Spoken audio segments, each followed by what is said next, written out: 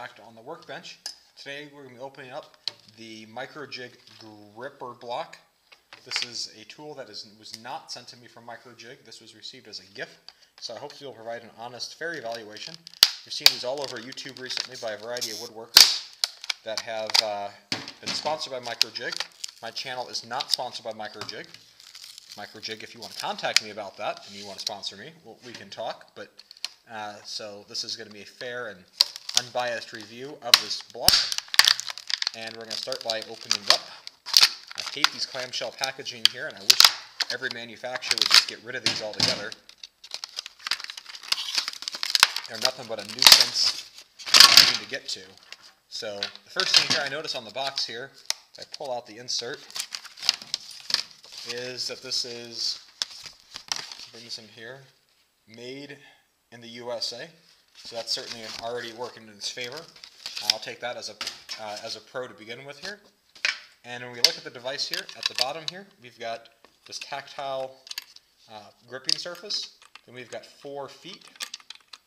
Now these feet here can either be pulled down by gravity, or they can be snapped up, and they lock into place like this, like that. So now if I flip it over, you can see the feet don't dangle down, and they stay up with the ends here. You can see up, or you can snap them down, but there is no way to actually keep them held down. Gravity has to hold them down.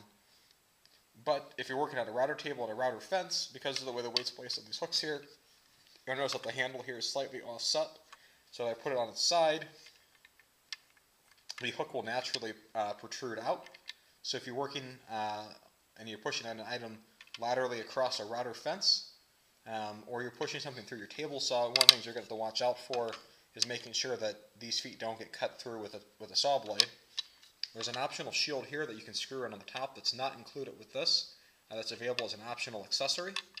And so then, but now if you're working on the router table the other way, and you don't want the blocks to fall out, if you flip it the other way, you notice how all these just flip out like that. And the feet are in.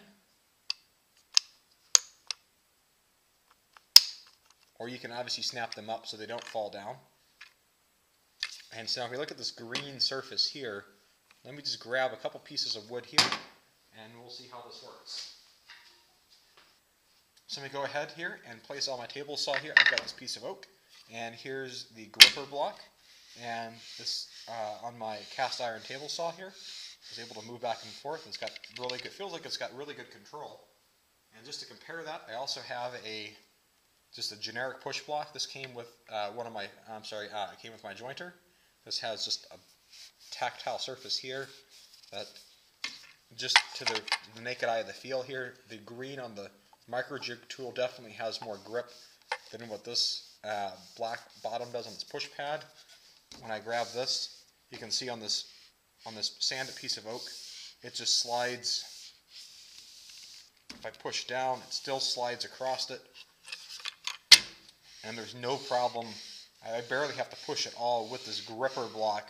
So already I think I'm sold on this as a safety tool. If you want to look at the size of this, I wish this came in a smaller version as well, but right now they only sell this in one size. This measures 9 inches across the bottom, and if we go side to side, just a little under 3.5 inches, or right at 3.5 inches side to side. I wish they had a slightly smaller version with a standard, just cheap push pad. But as of now, this is the only size, but I like it.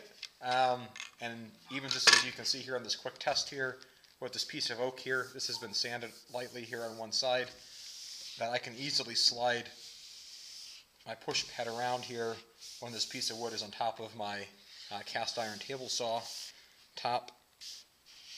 I mean, it'll move it, but I can also easily pull it back or slide it as I'm trying to put it down. But with the MicroJig green thing on the back, even just a light push and it moves the wood securely, and that's even without the feet being detached here at the bottom. So I've got to give them high marks for this tool that they came out with here. The handle is even ergonomically placed with the optional sawdust guard here on top.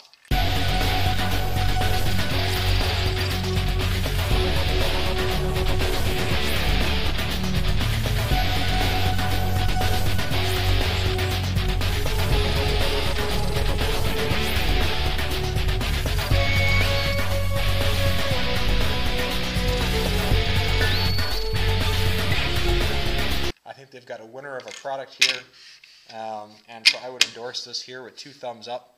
And the hype, at least about this product here, I've got to hand it to Microjig. I think that turned out really well, and I'm not being paid to say that.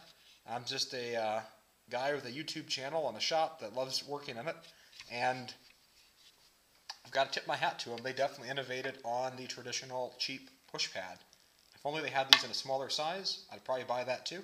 So hope you found this useful, and have a great day. Bye.